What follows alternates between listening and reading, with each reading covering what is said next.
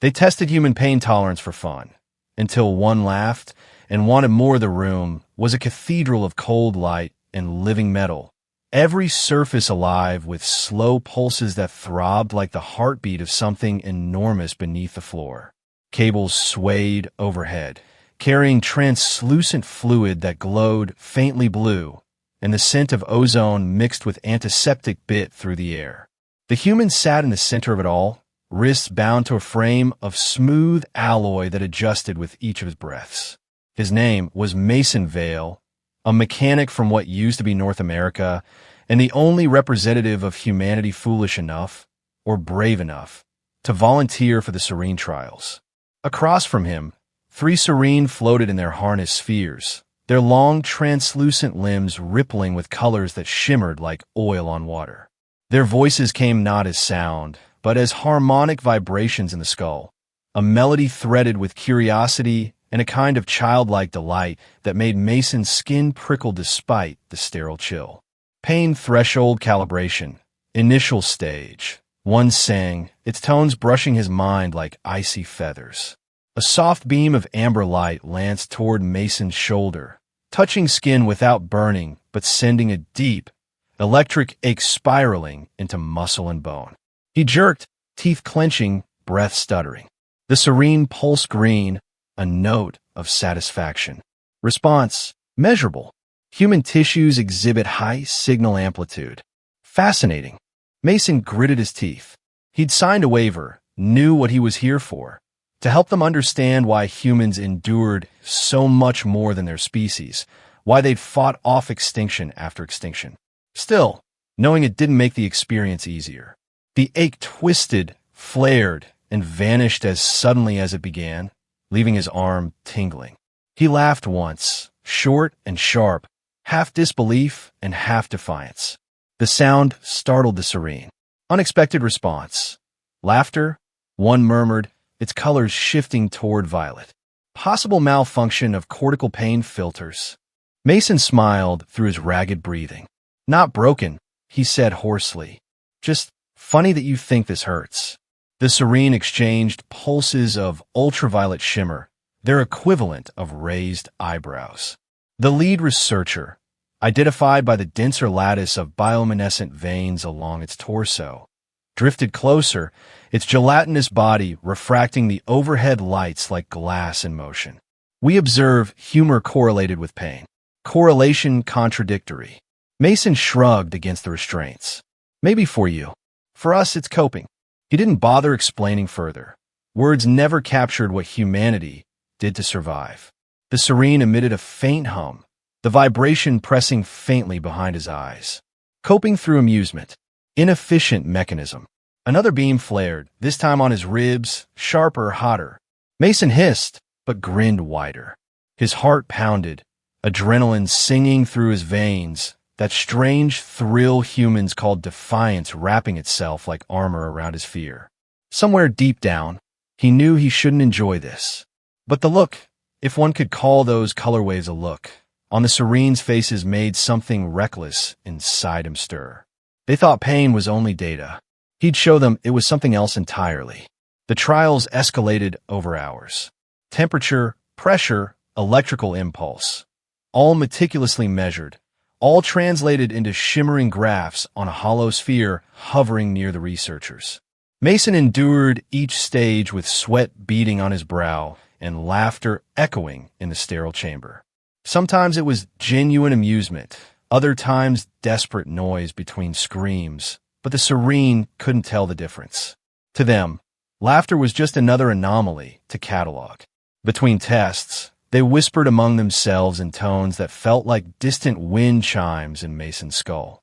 Human neurology lacks proper pain regulation, one mused. Yet subject continues willingly.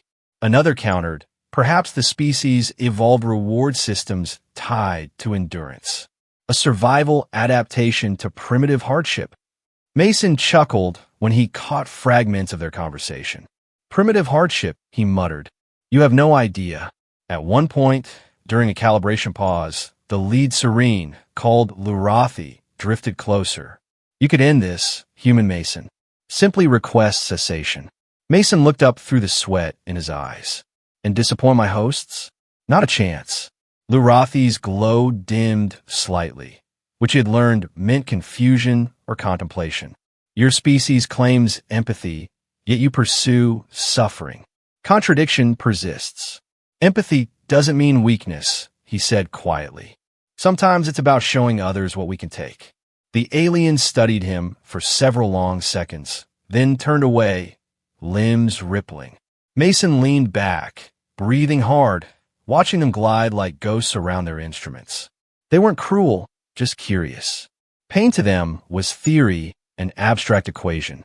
To humans, it was something that wrote itself into memory, reshaping who they were. Maybe that was the difference. Maybe that was why the Sereen feared war with Earth, even as they pretended to study humanity with detached interest. When the next phase began, Mason realized they'd increased the scale. The device before him extended a cluster of crystalline needles, each humming faintly. He flexed his fingers in their restraints, jaw setting. "Ready?" he asked. The Sereen pulsed gold, agreement. The first needle touched his forearm. The sensation wasn't stabbing, but blooming, an expanding sphere of heat that crawled into muscle.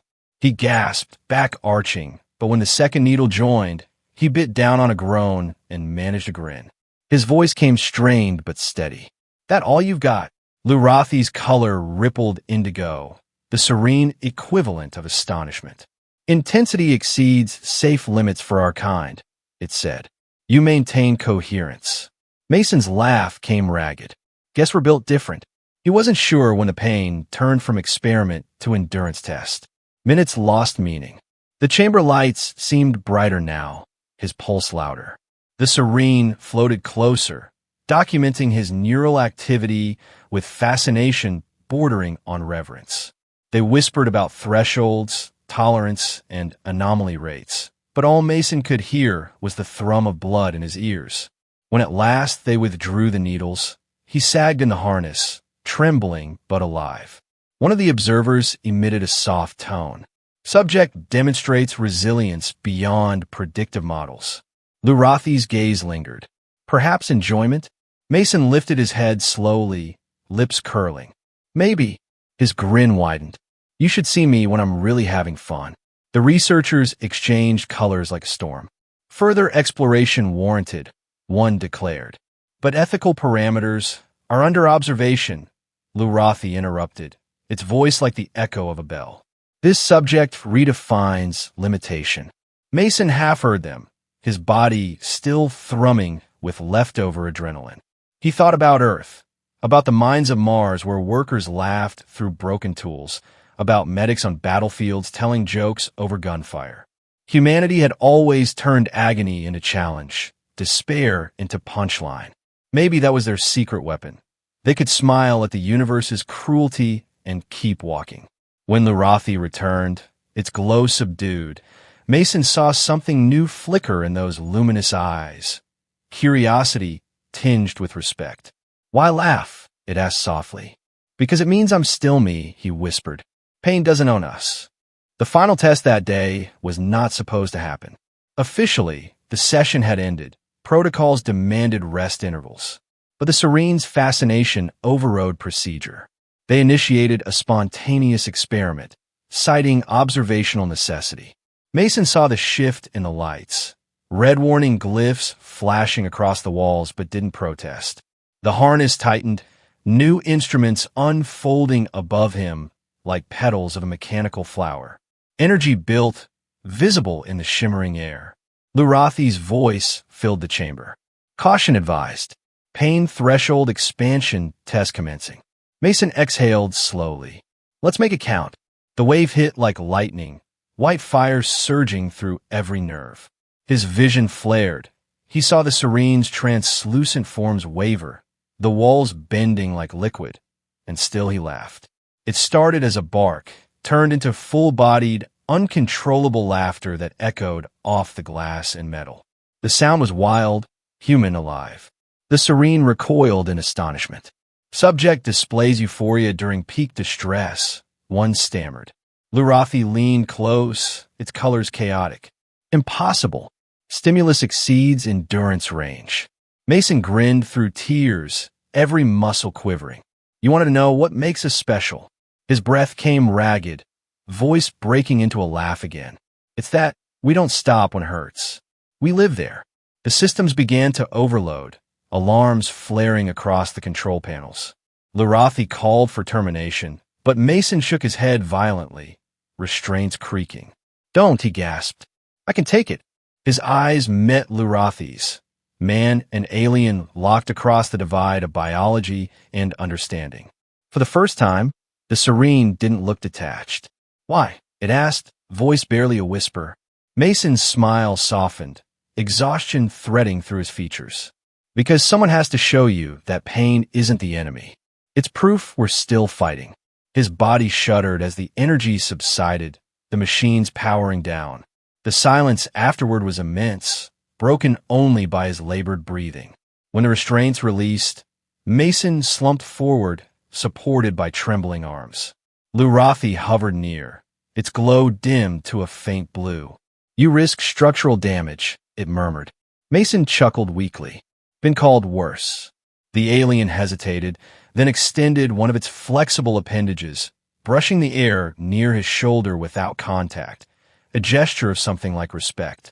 Human Mason, it said, your species endures through paradox.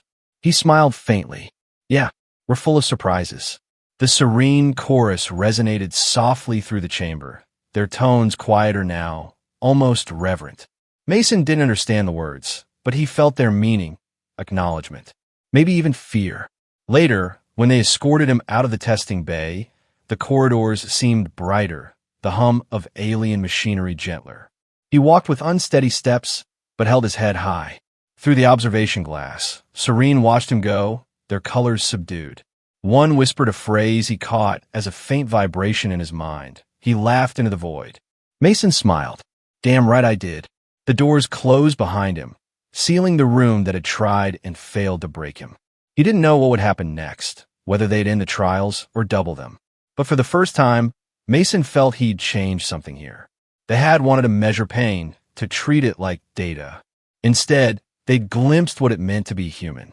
Somewhere deep within the sterile halls of an alien research vessel, the laughter of one stubborn mechanic had cracked the quiet arrogance of an entire species. And that sound lingered, impossible to unhear. The debriefed chamber smelled of ionized air and disinfectant, its silver walls alive with faint light like veins under skin. Mason sat on the edge of the platform, half numb from exhaustion, while med drones skimmed across his arms, sealing microburns with cold mist. He could still taste metal in his mouth. Every breath ached. Across the transparent barrier, serene scientists hovered in layered formation, exchanging pulses of pale blue light that flickered faster than he could track. Their voices brushed his mind, hushed, uncertain. Human Mason demonstrates paradoxical neural joy under duress. Possible psychosomatic distortion. Potential strategic advantage. The words swirled around him like wind through static. He stared back, grinning faintly despite himself. They were scared, and that thought made the pain worth every second. A sharp tone cut through the air, followed by the glide of an armored figure unlike the others. This one's body shimmered black and violet, limbs angular, movements precise. The observers parted instantly. Mason recognized authority when he saw it. The newcomer's voice was deeper, threaded with harmonics that made the air vibrate. Designation, Overseer Vral. Purpose, assessment of anomaly. Mason tilted his head, studying it. Nice to meet you, Overseer. You here to poke, or just to stare? The creature's color shifted slightly. An alien smirk, maybe. Your reaction invalidated control models. You laugh at damage. Explain. Mason shrugged. You want a pain tolerance, you got it. Didn't say I'd make it boring. The Overseer's gaze sharpened, and for a long second, neither moved. Then it extended a limb toward the barrier, its glow sinking into the glass like ink. We wish demonstration. Voluntary. The platform reconfigured before Mason could answer, restraints folding from the floor like dark petals. He exhaled through his nose, the smile never leaving. You people really love your toys. He climbed onto the frame, feeling it adjust to his heartbeat, warmth pulsing along his skin. Vral's voice echoed. Observation priority, psychological cascade. Energy coiled in the air, visible this time, arcs of static dancing from the ceiling conduits. When the first pulse struck, it didn't stab, it sang. His body jerked, his vision exploded into color. He shouted, not from pain, but from the shock of it, a sound halfway between laughter and roar. The Sereen flinched as the sound hit them like thunder. Stimulus exceeds 90% threshold, one cried. Human remains coherent. Mason threw his head back, teeth flashing. Coherent enough to say you're bad at torture. The laughter rolled again, defiant and raw, and the aliens recoiled like waves against rock. Something changed then. For the first time, the Sereen's lights flickered irregularly, fear bleeding into the precision of science. Their instruments stuttered, data spirals collapsing under unpredictable input. Mason's laughter had become noise in their perfect equation. Cease the trial. Lurathi's voice quivered. He destabilizes the network. But Vral didn't stop. It leaned forward, fascinated, feeding more energy into the chamber. The walls shimmered, currents crawling like fireflies across metal. Observe, it said softly, how he converts pain into dominance. Mason's limbs shook, nerves aflame, but his grin didn't break. Somewhere behind the agony, he felt the rush. Control wrested back from his captors. He was the experiment, but he'd become the variable they couldn't calculate. When at last the energy cut off, he fell forward to his knees, chest heaving. Silence followed, heavy and electric. Lurathi broke first. Overseer, you risked protocol breach, it cried, colors flashing crimson. The human could have perished. Vral's glow dimmed to a cold violet. He did not. Its gaze turned to Mason, who wiped sweat from his brow and muttered, close call, though. Vral tilted its head. You feel pride in survival. Mason met its eyes. You don't. The overseer's silence said everything. Pain, to them, was an error, something to avoid, not conquer. And that difference, Mason realized, was why they feared humans more than they admitted. When the guards approached to escort him out, Vral raised a limb. Wait. Begins secondary phase. Release subject to observation deck. The command rippled through the ranks, confusion flashing among them, but none disobeyed. Mason followed, barefooted and trembling, through corridors that pulsed like living arteries. The deck overlooked the planet below, a world of glass oceans and storm blue continents. Massive rings carved the sky, their reflections dancing across the hull. Mason leaned on the railing, still breathing hard. Lurathi hovered nearby, quieter now. Human Mason, it said, tone subdued. Do you comprehend the impact of your display? He laughed softly. Guess I made an impression. More than that, the alien murmured. The overseer intends replication. They wish to test your pattern. Mason frowned. You mean, make others like me? No, Lurathi said, its glow flickering pale. They wish to learn to laugh. The words hit him harder than the pain ever had. He turned, incredulous. You can't teach that. It's not a switch. They believe emotion is algorithmic, Lurathi replied. They will attempt simulation. Mason looked out over the planet again, jaw tightening. That's not understanding, he muttered. That's mimicry. The next hours blurred. They didn't put him back in restraints this time. Instead, they followed him, dozens of Sereen, recording his posture, micro-expressions, vocal tones. They asked questions about jokes, about fear, about why someone would laugh when hurt. Mason tried to explain, using stories, of miners joking through cave-ins, of medics cracking puns in field hospitals. Laughter doesn't stop pain, he said. It reminds you you're alive through it. But they wanted quantifiable metrics, not poetry. Frustration burned under his skin. Finally, he snapped, slamming his palm on the table. You don't get it because you've never had to. The sound echoed, startling them. Lurathi shimmered uncertainly. Clarify. Mason stepped closer, voice low. You only study pain. You've never lived where it's normal. That's what makes us human. We don't get to choose comfort. Vral's image flickered into the room, projected in perfect detail. Then we will recreate your conditions. Mason's stomach dropped. That's not what I meant. Replication begins, the overseer said. The floor split open, mechanical arms unfolding, forming chambers of glass and steel. Inside, artificial environments shimmered to life, storm, fire, crushing pressure. Serene volunteers stepped into them one by one. Mason watched, horrified, as they subjected themselves to human-like stimuli. Their transparent bodies convulsed under sensation they weren't built to process. The room filled with discordant harmonics, screams and frequencies that vibrated bone. Mason shouted, "Stop it! You'll kill them." But Vral's tone was calm. "We must understand endurance to evolve beyond it." One of the Serene collapsed, light fading. Mason lunged forward, grabbing Lurathi's limb. "This isn't learning, it's suicide." The chaos fractured the perfect symmetry of the lab.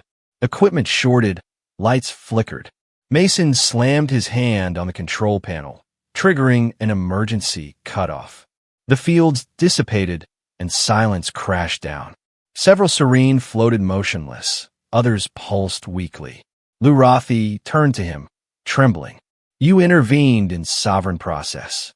Because I'm not going to stand here and watch you fry yourselves," he shouted. His voice echoed against the sterile walls. For a heartbeat, no one spoke. Then, quietly, Vral said, "You protected your subjects, even in defiance." Mason glared back. "That's what we do." The overseer's lights pulsed faintly, thoughtful. Perhaps that is the lesson. Mason exhaled shakily, realizing his hands were still clenched. The med drones swarmed to stabilize the fallen, their glow dim and uncertain.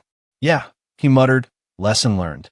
They can find him afterward, though not cruelly, more as an artifact than a prisoner." His quarters were soft light and endless hum. Through the glass wall he could see the stars, sharp and countless. He sat on the floor, letting silence seep into him. Then the door whispered open. Lurathi entered, its glow faint. "They debate what to do with you," it said. "Some wish to end the experiment. Others wish to follow you." Mason raised an eyebrow. "Follow me? They believe laughter might free them from fear," Lurathi replied. "But fear is all we know." Mason leaned forward. "Then stop treating it like disease. Fear's what tells us something's worth doing." The alien regarded him for a long time, then emitted a soft pulse. "We are not built for paradox." "Neither were we," he said.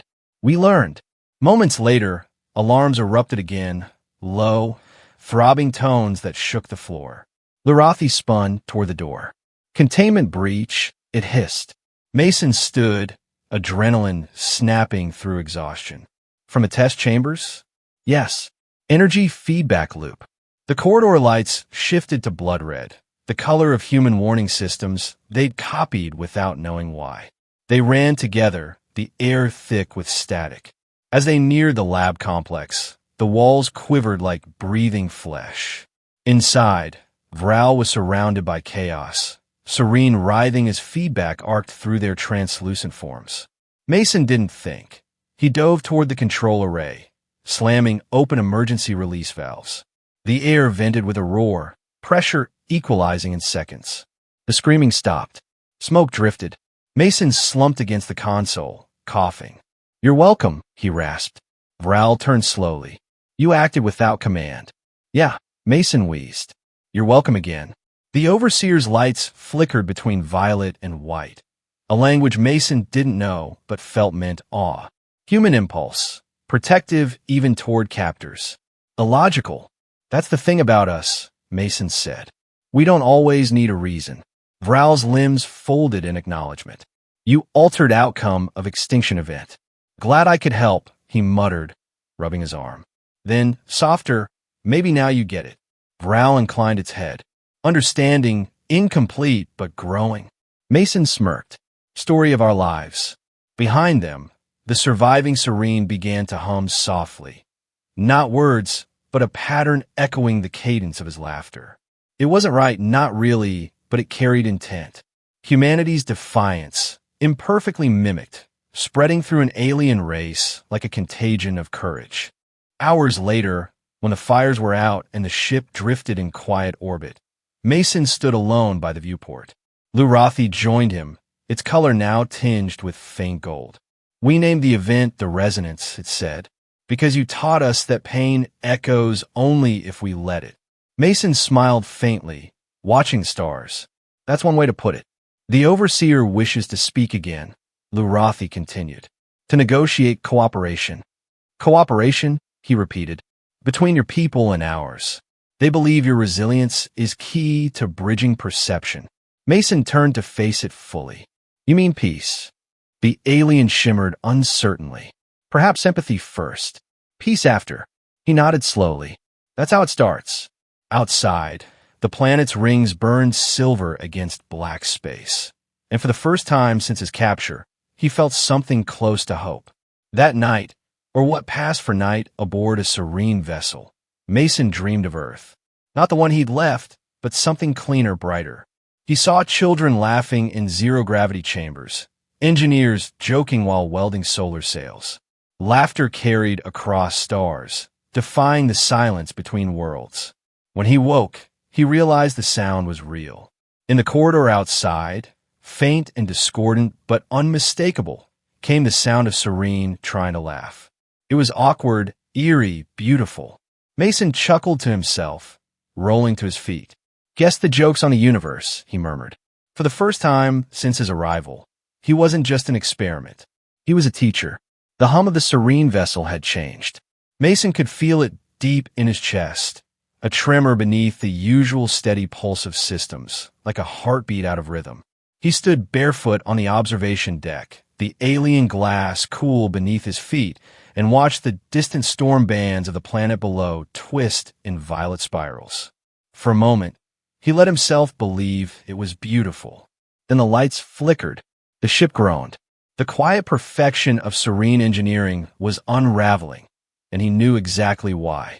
They had tried to imitate humanity, and in doing so, they had infected themselves with its contradictions. Lurathi floated near the doorway, colors dimmer than usual, a faint shimmer like frost underwater. "The Overseer convenes emergency council," it said. "You are to remain confined until—" The deck trembled, interrupting it. Mason gripped the rail as alarms rippled through the air, a harmonic shriek that rattled the bones. "Until what?" he shouted. Lurathi pulsed gray-blue. "Until they determined whether laughter was contagion or rebellion." Mason let out a breath that felt half laugh, half curse. "Guess we're finding out the hard way." Another tremor rolled beneath them, this one deeper, more violent.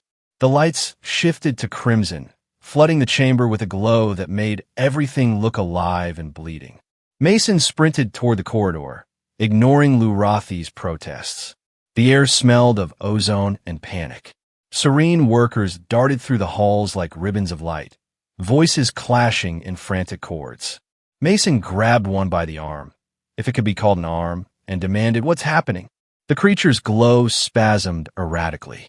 "Sector 3, containment rupture. Neural array destabilized." Mason's heart pounded. "That's the testing hub." Lurathi caught up, voice trembling. The laughter frequencies, they resonated through the data lattice. "You mean they spread?" Mason asked. "Like a signal? Like an emotion?" Lurathi whispered. And in that moment, he understood. The Serene had never experienced chaos born from feeling. Now, they were drowning in it.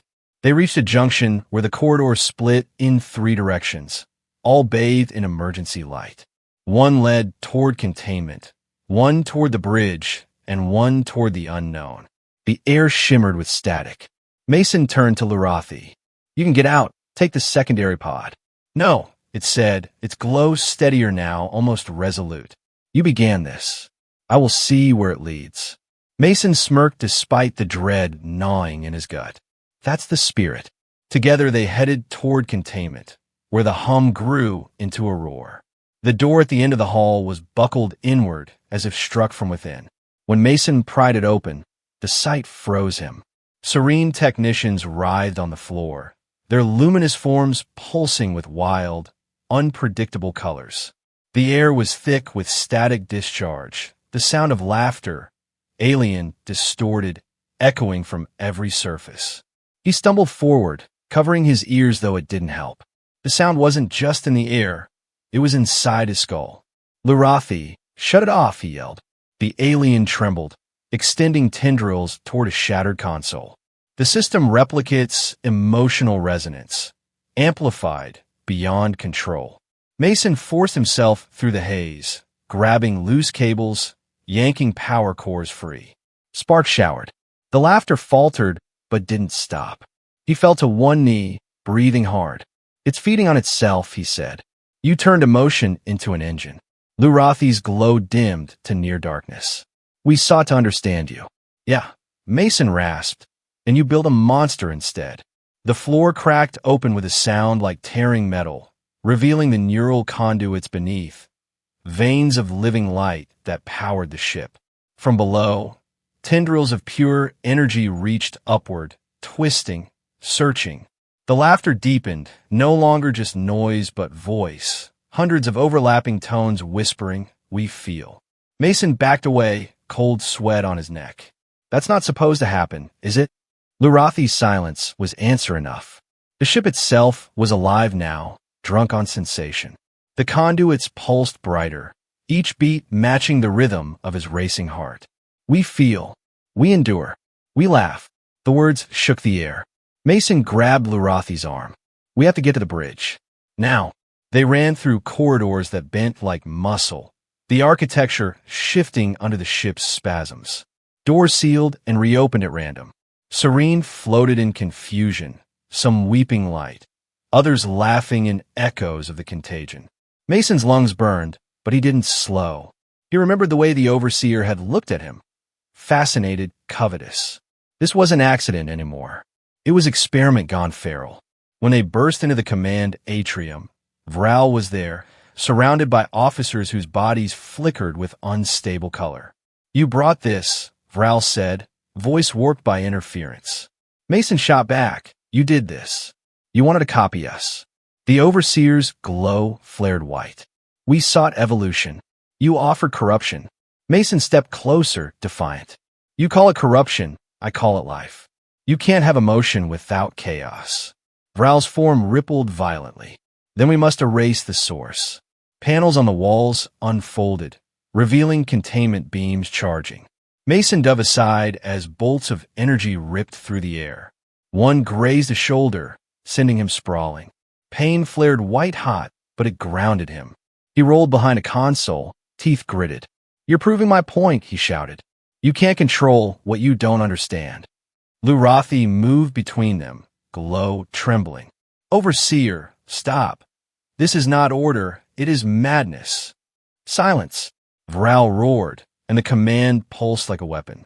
The shockwave shattered the floor around them, sending fragments floating in zero-gravity bloom. Mason's body drifted upward, spinning. He reached for a handhold, fingers scraping metal. Lurathi caught him, pulling him toward an emergency stabilizer field. The room was chaos, alarms blaring, fragments of machinery whirling like debris in a storm. Vral hovered above, its form distorting. "You are contagion," it hissed, "and contagion must burn." Mason's pulse thundered. "Then burn me," he yelled, pushing off into open space. The overseer unleashed a beam of raw energy. Mason twisted midair, catching a support rail, swinging himself behind the command array. The blast scorched the bulkhead, molten light spilling like liquid glass.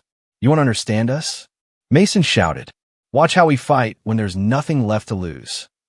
He hit the manual override with his elbow, and the containment gates across the ship released simultaneously. The wave of pressure howled through the decks. Systems overloaded. The laughter surged again, filling every channel, a storm of joy and agony intertwined. Vral faltered, light sputtering. Lurathi reached the console, weaving its tendrils into the circuits. "The network listens to you," it said. "It follows resonance." "Speak, Mason." He hesitated, throat raw. "You mean it's alive enough to hear?" "It is you it echoes." Mason swallowed, then shouted into the chaos, voice cracking but fierce. You wanted to feel what it's like to be human? Then feel it all. The fear, the pain, the fight. It's what keeps us going. The ship answered. The laughter turned into something else, still wild, but mournful like a song. The neural conduits pulsed once, twice, then dimmed. Mason sagged to his knees, every muscle trembling. The silence that followed was deeper than space itself. Smoke hung in the air, faintly glowing. Vral's body drifted down, fractured light leaking from its form. "You infected us," it whispered. Mason looked up, weary but unbroken. "No, I reminded you." The overseer's glow faded entirely, scattering like dust.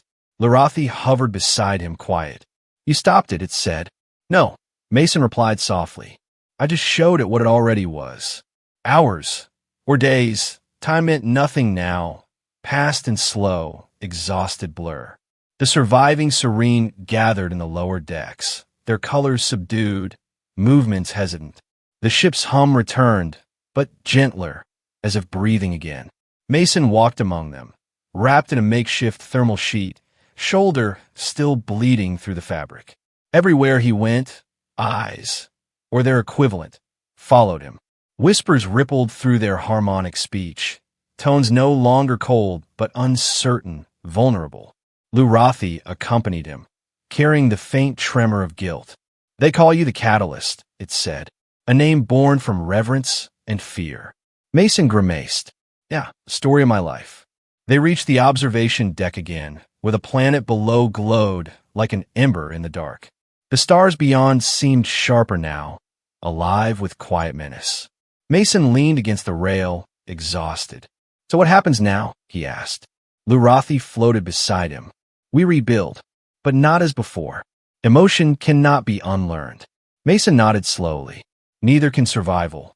He looked at his reflection in the glass. Tired eyes, cracked lips, that same impossible grin. "Guess you're stuck with the virus." "Perhaps," Larathi said softly. "It is the cure." He turned toward it, surprised. "For what?" "For emptiness." They stood in silence, the ship drifting over a planet that had nearly become their grave. Mason thought about the laughter still echoing faintly in the circuits, buried but not gone. Maybe that was how humanity survived every apocalypse, by leaving a piece of themselves behind in everything they touched. Even here, light years from home, surrounded by creatures that once saw him as a specimen, he'd managed to teach them something no equation could hold. That pain, endured together, could become meaning. He exhaled, fogging the glass. "You know, Larathi," he said, voice quiet, "for the first time, I think I actually feel sorry for the universe." Larathi pulse gold. A flicker Mason had learned meant amusement. "Why?" He smiled faintly. "Because now there's more of us in it." The alien tilted its head. "More humans?" "No," he said, eyes on the stars. "More things that understand what we are." Beyond the viewport, the broken rings of the planet shimmered like laughter frozen in time, a monument to everything that had gone wrong and right. Mason closed his eyes, letting the hum of the ship fill the silence. For the first time since his capture, it didn't sound like machinery. It sounded alive. The silence on the ship had weight. It pressed on Mason's skull like deep water, thick and endless, muting every sound except the faint vibration of the engines. The once bright corridors of the serene vessel now pulsed with dim amber light, flickering in time with a heartbeat that wasn't entirely mechanical. He walked alone, hands brushing the cool walls, feeling the ship breathe beneath his palms. Somewhere in those circuits, laughter still lingered, a phantom echo of what he'd unleashed. Every pulse reminded him that the contagion wasn't dead. It was dreaming, waiting, and he was the one who'd taught it how. Sleep refused him.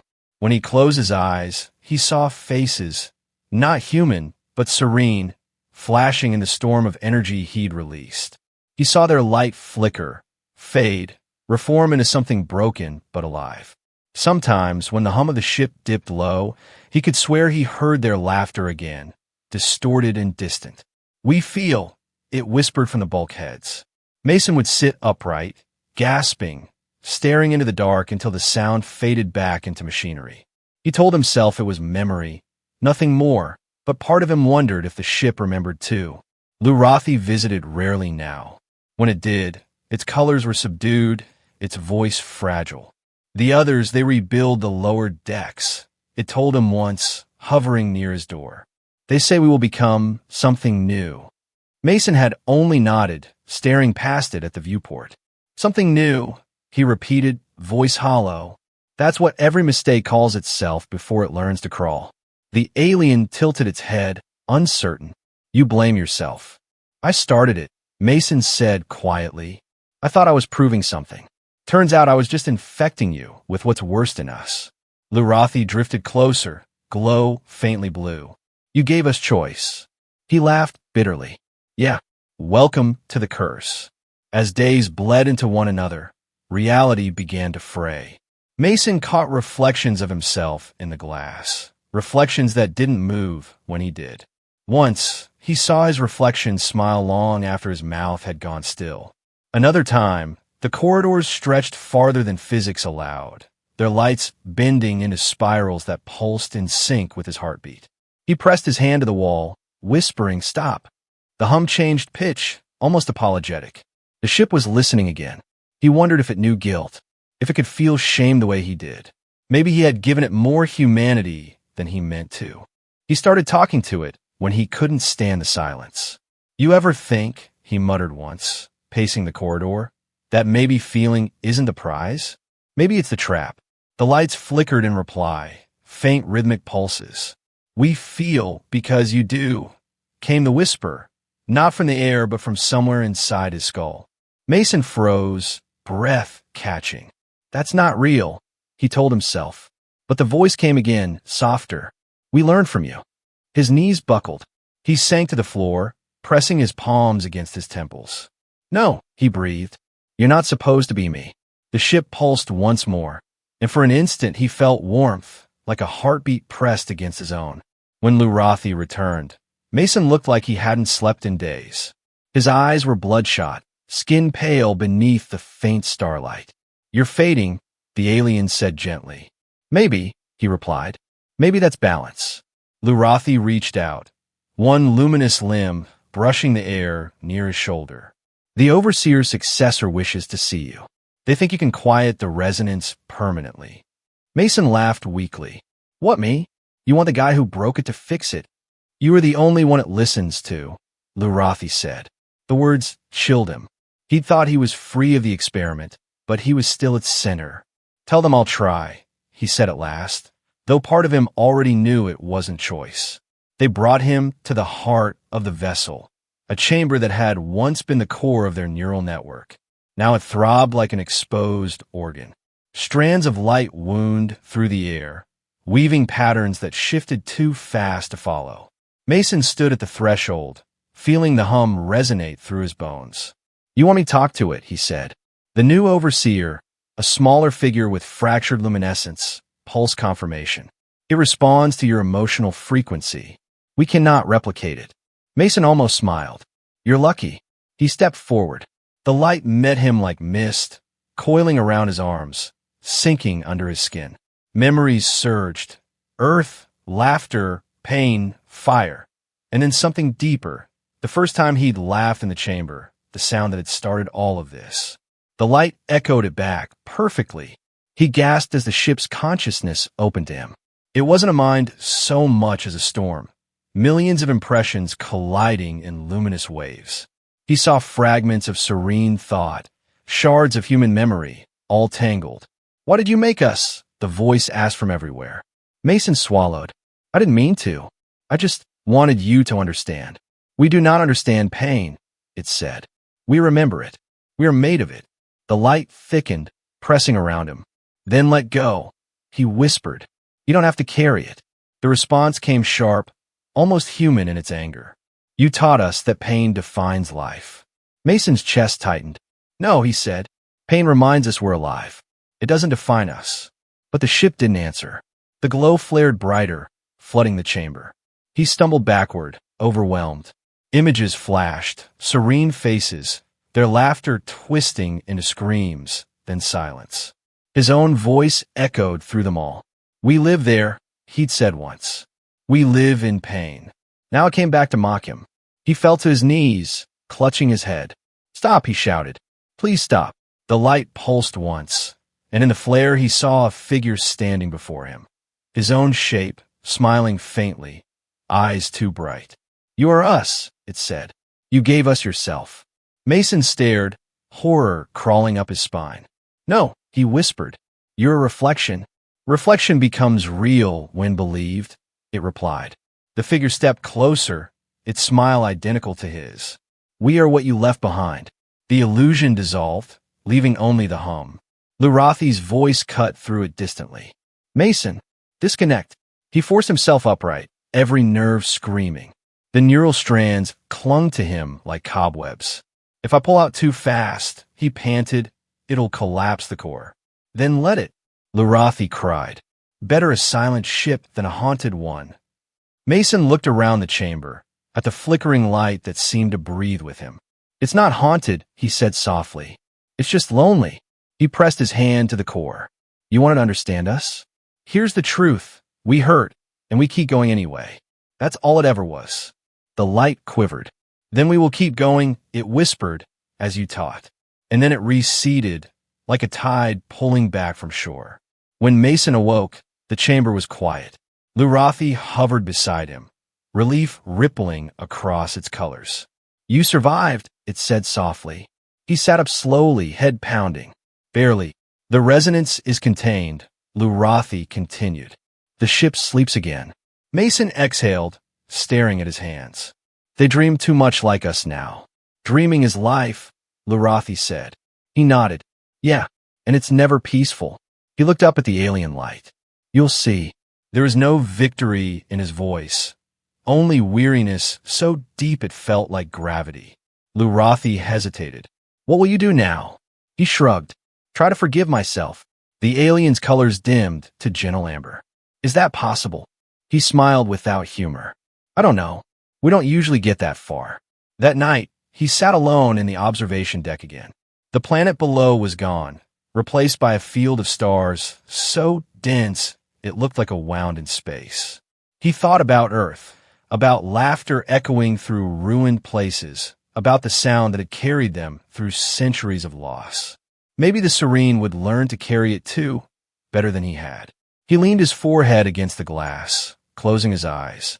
Somewhere deep in the ship, a faint chuckle echoed, a soft, almost human sound. He didn't flinch this time. "It's okay," he whispered. "Keep it." The hum steadied, and for the first time, it didn't feel accusing. It felt grateful. Mason stayed like that for hours, drifting between waking and dream. In one half-dream, he saw the ship gliding through dark space, its scars glowing faintly gold, like veins of healing light.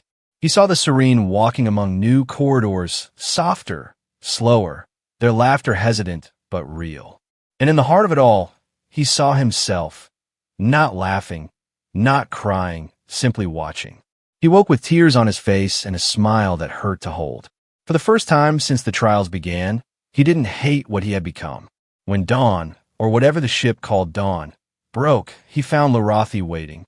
"We will head to your world," it said. "They must know what we are." Mason stared at the stars. "They won't understand." "Neither did we," Lurathi replied. He chuckled quietly. "Guess that makes us even."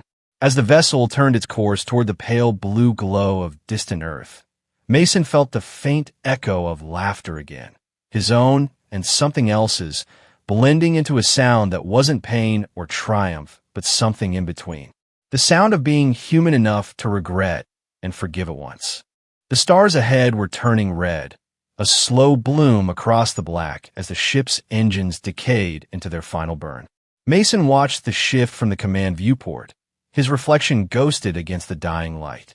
The Serene vessel had been limping for days, systems exhausted, reactor coils singing in frequencies that made the hull tremble. Lurathi floated near him, its glow faint but steady. "Core deterioration accelerating," it said softly. "Containment will fail within one rotation." Mason nodded, fingers tightening around the railing. Then this is it. He felt no fear anymore, only the weightless calm of inevitability. The hum beneath his feet was slower now, like a heart learning how to stop. They had come within transmission range of Earth hours ago. Or what used to be Earth. By now, decades had probably passed. The cryo waves of relativity made time a cruel joke. Still, he'd insisted on trying. If they're listening, he had said, they deserve to know what came of us. The Sereen had built him a terminal from hybrid components, half human transmitter, half living crystal. It pulsed softly beside him now, awaiting his voice. He leaned against the console, staring at the blue shimmer of home far beyond imagination. Funny, he murmured. I used to think pain was the thing that kept us apart. Turns out it's what connects everything. Lurathi tilted its head, light rippling in quiet agreement.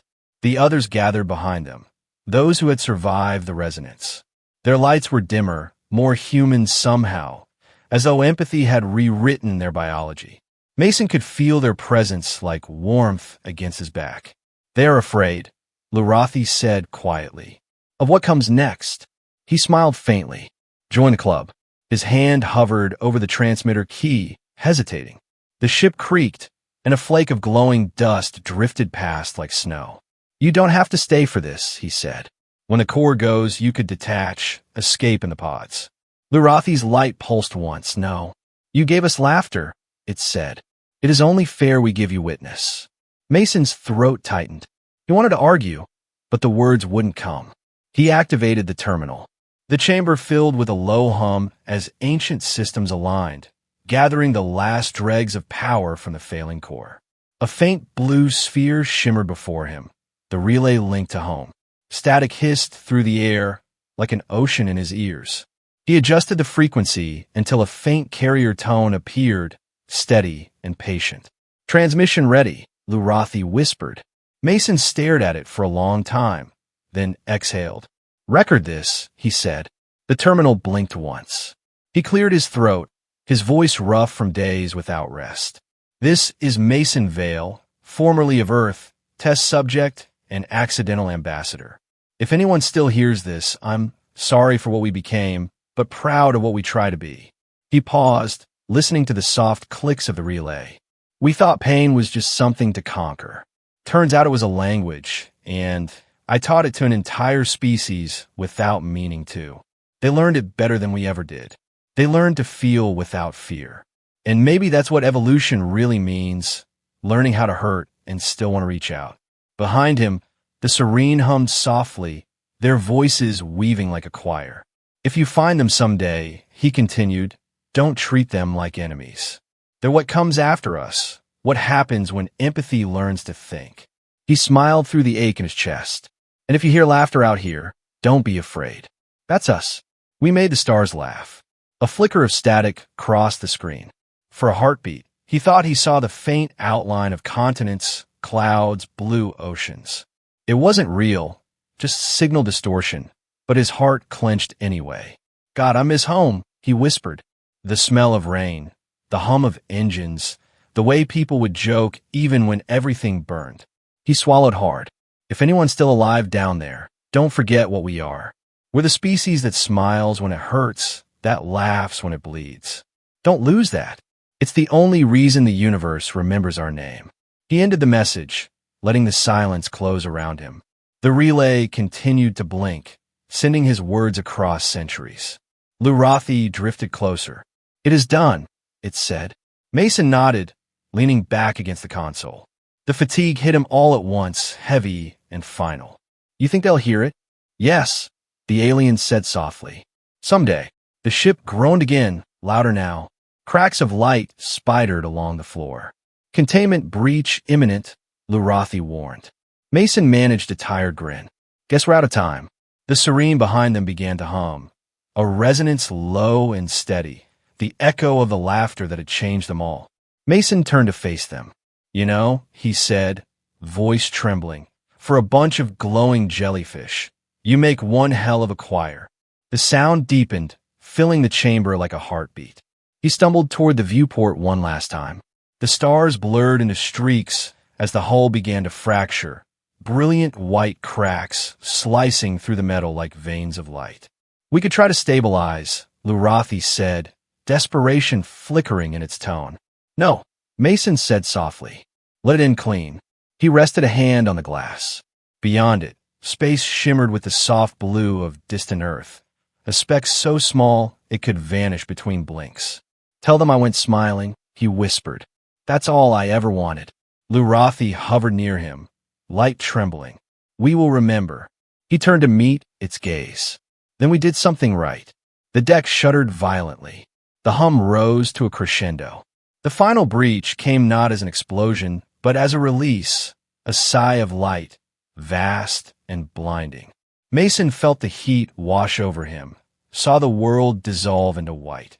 And for a moment he was back in the first chamber, the laughter echoing around him, the Sereen's astonished gaze, the pain turning into joy. He smiled through the blaze. So this is what it feels like to be understood. His last thought wasn't of fear, but the sound of rain on metal roofs, of friends long dead, of Earth. Then everything went silent. The light consumed him, the ship, the stars around it, until only faint blue dust drifted through the void. Centuries later, long after his signal reached a world that had forgotten his name, the transmission still played in a museum somewhere. The audio was cracked, the words half lost the static, but the tone, steady, human, laughing, remained clear. Children would stop to listen, eyes wide as the last message of a man who'd taught the cosmos how to feel. In a serene tongue, passed from ship to ship, a phrase endured. He laughed into the void, and the void answered. On nights when their hulls trembled, they whispered his name like prayer. Mason Vale, the man who smiled at the end. And out there, where his atoms scattered across dark space, something shimmered. Light that pulsed like memory, laughter frozen in the fabric of stars. It wasn't life, not anymore, but it wasn't gone either. It was resonance, the echo of pain turned into grace, the final proof of what humanity had always been. Not conquerors, not survivors, just being stubborn enough to laugh through the fire and call it living. Somewhere in that infinite quiet, if you listen closely enough, you could still hear it, the faintest sound of a man smiling into eternity.